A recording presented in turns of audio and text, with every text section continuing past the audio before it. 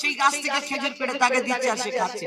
একটা দুটো তিনটে চারটে খাওয়ার পরে দেখছে খেজুর ঠিক আছে, মিষ্টি আছে, সব আছে, ডুপ্লিকেট খেজুর না তো, প্লাস্টিকের খেজুর না তো। আমার দয়ার নবী খেজুরটাকে পেড়ে দেয়, সে খাচ্ছে আর খেয়ে দেখছে সব আছে, কিন্তু খেজুরের মধ্যে দানা নেই। সেই গাছের খেজুরটা দানা নেই। তখন আমার নবীকে প্রশ্ন করছে, বলো মোহাম্মদ, আরবের বুকে এত গাছ আছে, সব গাছের মধ্যে খেজুরের দানা যদি হয়, সব খেজুরের মধ্যে যদি দানা হয়, তাহলে এই তোমার গাছের খেজুর হলো ফল। দুনিয়া ঘরে পাবি না গো যাহার সমতল, সে ছিল ওই আরশ পাকে হয়ে মিমের ফল। দুনিয়া ঘরে পাবি না গো যাহার সমতল, সে ছিল ওই আরশ পাকে হয়ে মিমের ফল। দুনিয়া ঘরে পাবি না গো যাহার সমতল। সে আসার পরে পড়ছে দেখো, আসার পরে পড়ছে দেখো সারা জগৎ কোল। কি বলে?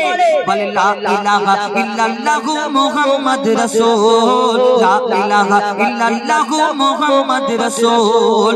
মা আমিনার দোলাই দেখো তোলে মিমের ফুল। দুনিয়া ঘরে পাবি না গো যাহার সমতল। একদিন মা আমিনার ঘরে আমার নবীকে আল্লাহ যখন পাঠালেন, মা আমিনা বড় চিন্তা করে, কেন? তখন সেই সময় নিয়ম ছিল, কোন ঘরে বাচ্চা কাচ্চা জন্মগ্রহণ করলে একটা দুধ মা, দাই মারা এসে বাচ্চাটাকে নিয়ে যেত, দুধ পান করিয়ে তাকে লালন পালন করে বড় করে আবার ফিরিয়ে দিত মায়ের কোলেতে, আর তার বাপ তার বিনিময়ে কিছু পয়সা করি কিছু জিনিসপত্র দিত। কিন্তু আমার নবীকে যখন আল্লাহ পাঠালেন মা আমিনার ঘরে, তার আব্বা জান ছিলেন না।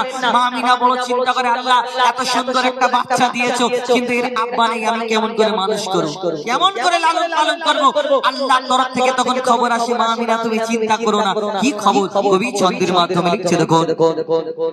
পিতার ছায়া ছিল না মাথায়, নবী জন্ম নিল যখন, শুধু ছিল মা আমিনা, ছিল না ভাই বোন। শুধু ছিল মা আমিনা, ছিল না ভাই বোন।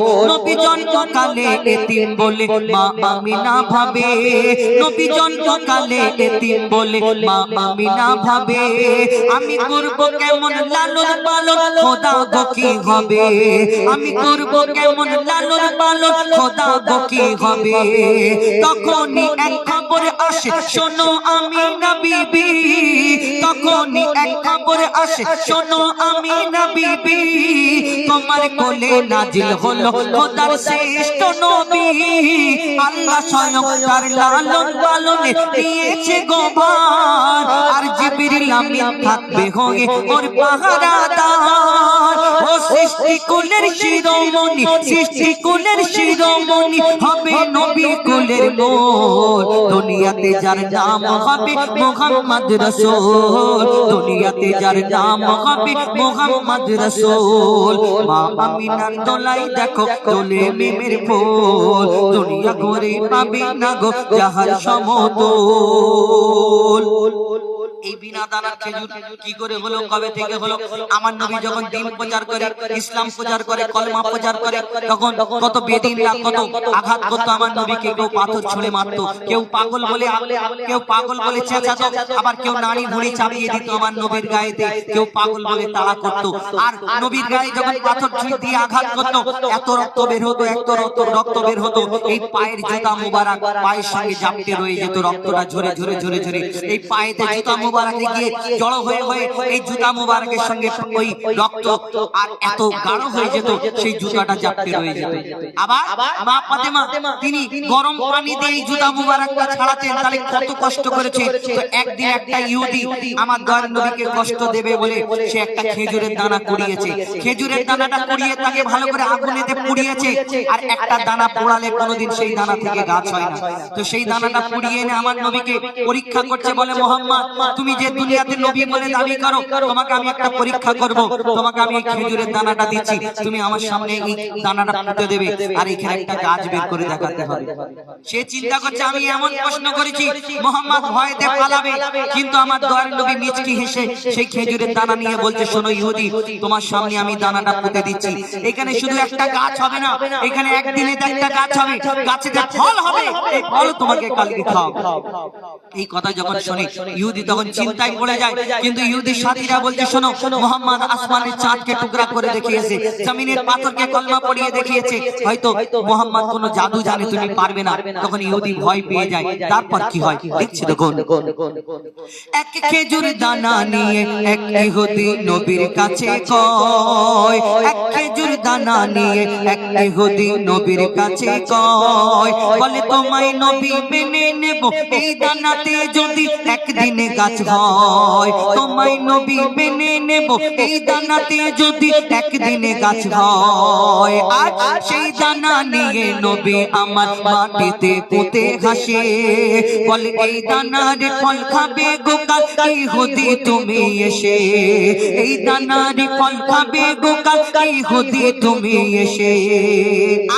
ভাবে ইহুদি সত্যি যদি এই দানাতে গাছ হয়ে যায়, সেই ভয়েতে গভীর রাতে ইহুদি দানা চুরি করে তুলে নেয়। ইহুদি রাত্রে ঘুমানোর জন্য যখন শুয়ে পড়ে তখন শুধু এপাশ ওপাশ করে, কেন ঘুম আসে না, চিন্তা করছে যদি সত্যিকারের গাছ হয় তাহলে আমাকে কলমা পড়তে হবে। ইহুদি রাত্রে গভীর রাত্রে আস্তে আস্তে টুকটুক করে যায়, আমার নবী যেখানে দানাটা পুঁতেছিল সেইখানে পৌঁছে গিয়ে দানাটা চুরি করে তুলে নেয়। চিন্তা করছে এবার মুহাম্মদ কি করে গাছ বের করে দেখে, আমিও দেখি। আর আল্লাহ তাকে সম্মান দেয়, কে তাকে অসম্মান করতে পারে। তারপর কি হয় লিখছে দেখুন। ভাবে ইহুদি সত্যি যদি এই দানাতে গাছ হয়ে যায়, সেই ভয়েতে গভীর রাতে ইহুদি দানা চুরি করে তুলে নেয়, সেই ভয়েতে গভীর রাতে ইহুদি দানা চুরি করে তুলে নেয়। পরের দিনে সেই ইহুদি নবীর সাথে গাছ দেখতে যায়, পরের দিনে সেই ইহুদি নবীর সাথে গাছ দেখতে যায়, গিয়ে দেখে সেথায় গাছ হয়ে ফল ভরে রয়। নবী তাকে নিজের হাতে সেই গাছের খেজুর খেতে দেয়, আর খেজুর খেয়ে বলে ইহুদি এর দানা কোথায়। আমার নবী সেই গাছ থেকে খেজুর পেড়ে তাকে দিচ্ছে আর সে খাচ্ছে। একটা দুটো তিনটে চারটে খাওয়ার পরে দেখছে খেজুর ঠিক আছে, মিষ্টি আছে, সব আছে, ডুপ্লিকেট খেজুর না তো, প্লাস্টিকের খেজুর না তো। আমার দয়ার নবী খেজুরটাকে পেড়ে দেয়, সে খাচ্ছে আর খেয়ে দেখছে সব আছে, কিন্তু খেজুরের মধ্যে দানা নেই। সেই গাছের খেজুরটা দানা নেই। তখন আমার নবীকে প্রশ্ন করছে, বলো মুহাম্মদ, আরবের বুকে এত গাছ আছে, সব গাছের মধ্যে খেজুরের দানা যদি হয়, সব খেজুরের মধ্যে যদি দানা হয়, তাহলে এই তোমার গাছের খেজুর হলো কিন্তু খেজুরের মধ্যে দানা নেই, কি ব্যাপার? আমার দয়ার নবী কোনোদিন কারোকে কষ্ট দিতেন না, তাকে বলবে যে তুমি চুরি করেছো না। আমার নবী তাকে কি উত্তর দেয় আর শেষ পর্যন্ত কি হয় লিখছে দেখুন। সেই খেজুর খেয়ে বলে ইহুদি এর দানা কোথায়, নবী বলে যে গাছের দানা, নবী বলে যে গাছের দানা রাতে চুরি হয়ে যায়, নবী বলে যে গাছের দানা রাতে চুরি হয়ে যায়। সেই বিনা দানার গাছের খেজুরে দানা কি আর হয়। ইহুদি তখন স্বীকার করে, ইহুদি তখন স্বীকার করে মোর নবীর কাছে বল, ইহুদি তখন স্বীকার করে মোর নবীর কাছে বল। আর কি বলে, তুমি খোদা সত্যি নবী মুহাম্মদ রাসূল, তুমি খোদা সত্যি নবী মুহাম্মদ রাসূল, ওরে লা ইলাহা ইল্লাল্লাহু মুহাম্মদ রাসূল।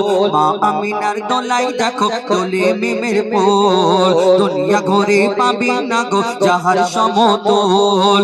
মা আমিনার দোলাই দেখো দোলে মিমের পোল, দুনিয়া ঘুরে পাবি না গো যাহার সমতল।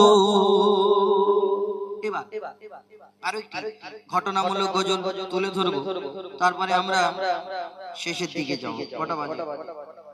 1:20। তারপরে